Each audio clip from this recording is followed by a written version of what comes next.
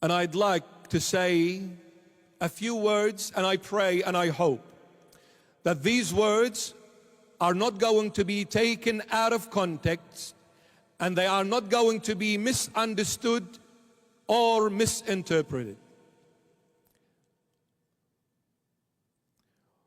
What we see happening here in Sydney, and especially in some part of Sydney, the Fairfield area, the Liverpool area, and the Bankstown area especially, it is a message based on love and humility.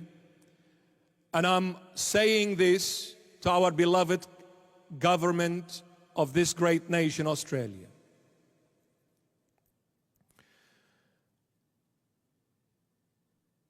I honestly am trying to fathom what is happening around us these days.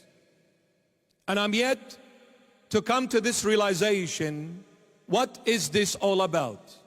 I just wonder, have we really lost the plot? Have we really totally gone blind?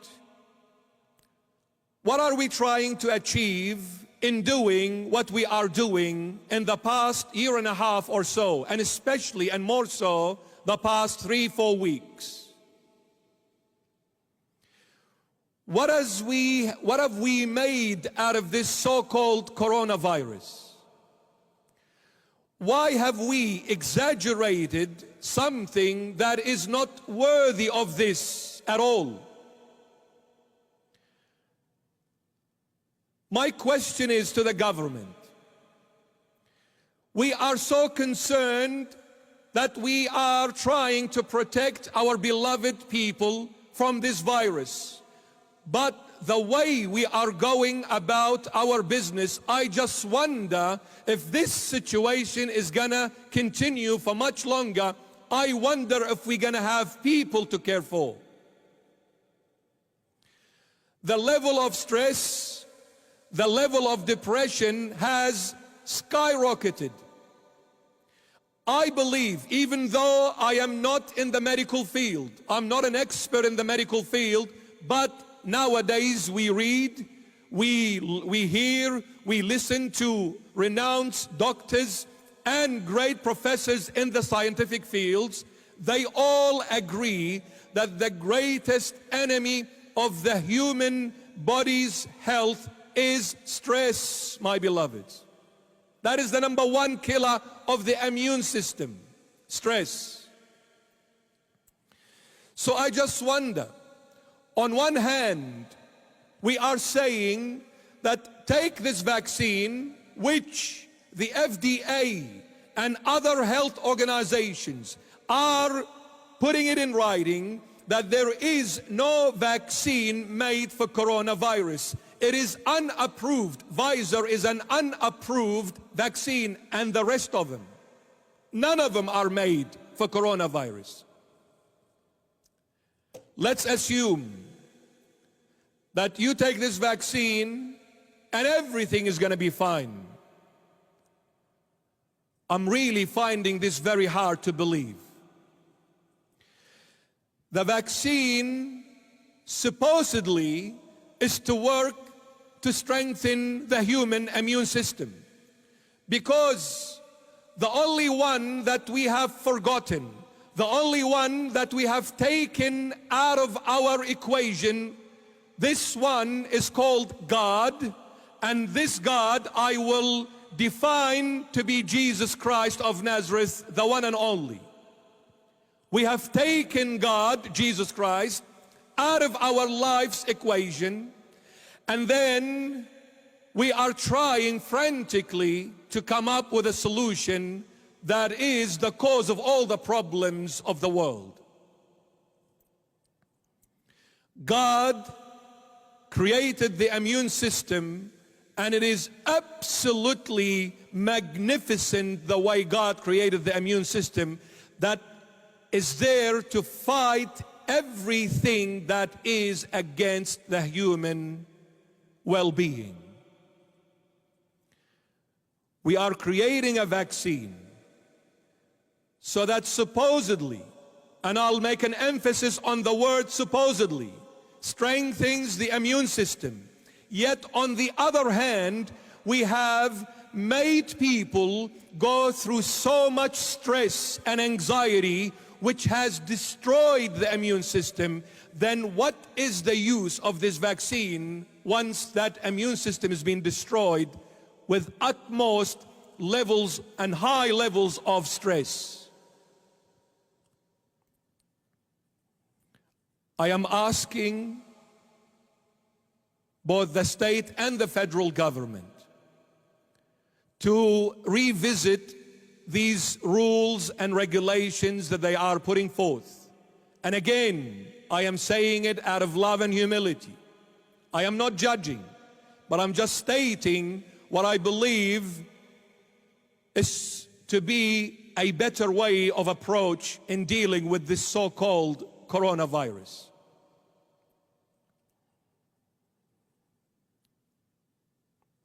I'm asking the government, both on state and federal levels, let people live their normal life. Let people live their normal life, and enough of these so-called lockdowns which are absolutely irrelevant. As a bishop, as a leader in the church, I hear and I see what people are going through. They are suffering, my beloved government. They are suffering mentally, emotionally, physically, spiritually, and financially. Isn't this enough to destroy any immune system? What are we trying to protect? I just wonder, how long are we going to go through this nonsense? Because it is a nonsense. But you know what is more nonsensical of all? Is when I see the Christian world going absolutely quiet, as if there is nothing. As if there is nothing wrong. Where are the Christian leaders? Where are the church leaders to get up and stand and say something with a loud voice, with love and respect, but say it? Yet we are seeing everyone is quiet. In fact, they are going and encouraging people to go and follow what the world is doing, and all Christians have gone quiet. The church is very weak. The church is very weak. But you know what? The head of the church, who is Christ, is never weak. Sometimes we use this banner based on love. We need to be nice and polite and kind and considerate. We cannot discriminate. We cannot judge, because we should love, and Jesus Christ taught us to love. This is a very weakling statement, and this is a very deceptive statement. Why don't you say that Jesus Christ has also the other side to him? He is justice, and he is power, and he is strength, and he is mighty. I just wonder, when you look at the life of Jesus Christ, I can say it very loudly and clear. He was the greatest revolutionary ever to come to the face of this planet. He was a revolutionist person. He made a difference by screaming and telling the truth, not by going hush hush and quiet and fearing government leaders and whoever they are out there in this world. He was a revolutionist. He stood right before the hierarchies and told them, you are the children of the snake. Your father is Satan, the father of all lies. Where are the church leaders, I wonder? They are encouraging people to go and take vaccine. They are encouraging people to stay at home. They've had enough. They are sick and tired of being locked. Are we humans or are we animals? Because we are treated like animals. This is an absolute mass slavery in the core of it. It is an absolute mass slavery. I am begging and I am asking the government on both levels, state and federal, to reconsider these rules which are absolutely out of limits.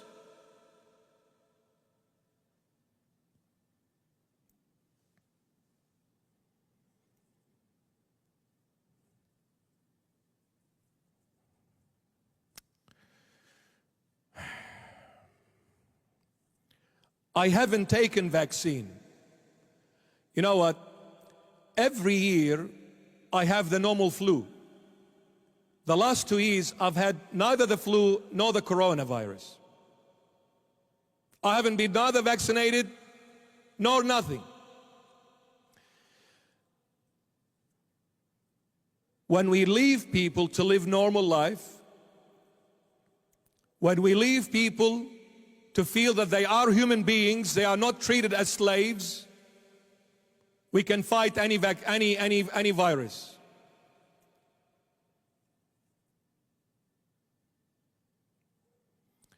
And I have a question mark, and a very huge question mark, on this so-called vaccine.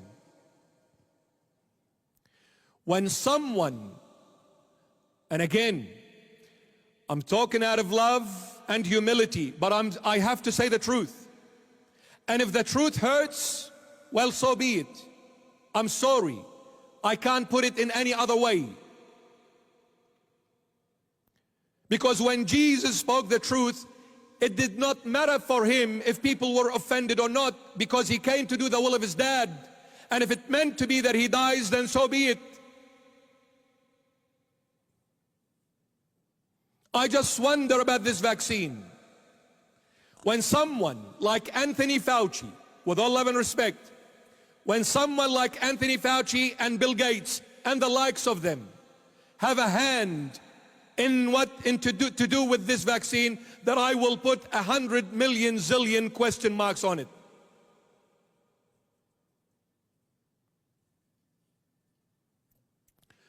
You all know that none of these vaccines were designed for coronavirus. You know it very well. They were not. Go and search about the spike protein that is in this vaccine. What is it doing to the human cell? What is it doing to the human body? How many people have died because they have taken this vaccine?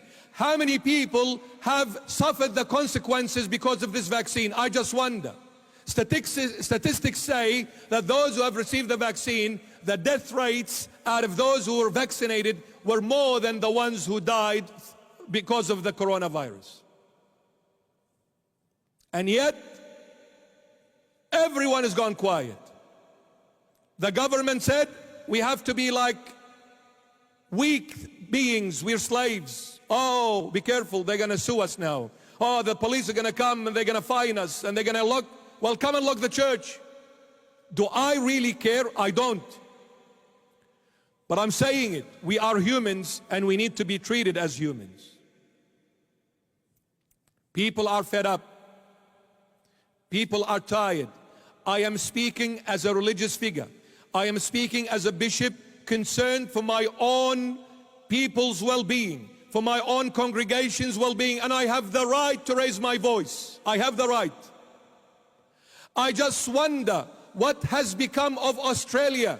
I just wonder, is this Australia? I don't recognize it anymore.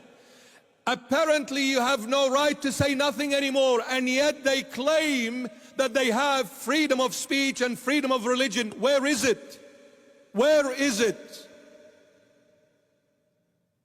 Anyone that speaks the truth, anyone that quotes from the Bible, all of a sudden is a judgmental, a discriminative person. How dare you say God said gays and lesbians will go to hell? How dare you say that? What has become of Australia? I don't recognize this country anymore. We have lost touch of the true God, Jesus Christ of Nazareth. We have lost touch. That's why we all have gone blind. We don't know what we're doing anymore. We call the darkness light and the light darkness. I'll say this again and for the last time. To our beloved government of this great nation, Australia, both on a state and a federal level, I'm saying it out of love and humility. Please reconsider the rules and the restrictions that you are putting forth all the time, which are destroying people's lives. I believe people have gone so astray. People have gone so far. It is getting to a stage where it cannot be tolerated anymore. I am telling you, coronavirus is nothing compared to the pressure that the government has placed on every single human being. I can see people are suffering extremely, extremely badly. I am begging the government on the level of the state and the federal to reconsider these rules and come back and do it with a wise approach, not with drastic measures.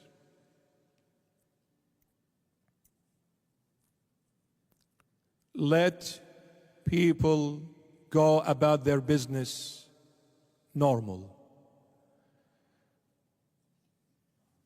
The virus is not going to do nothing.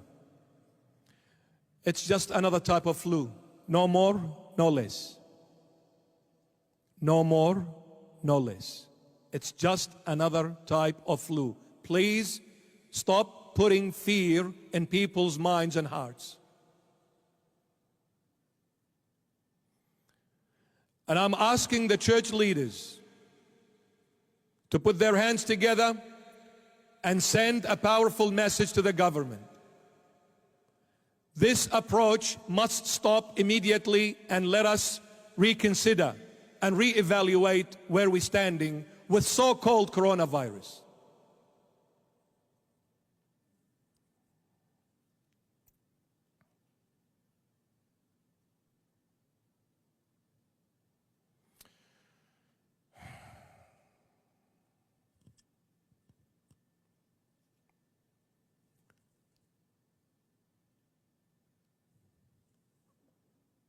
My beloved, the Honorable Prime Minister, Scott Morrison, and my beloved, the well-respected, the Premier of New South Wales, Gladys Berejiklian.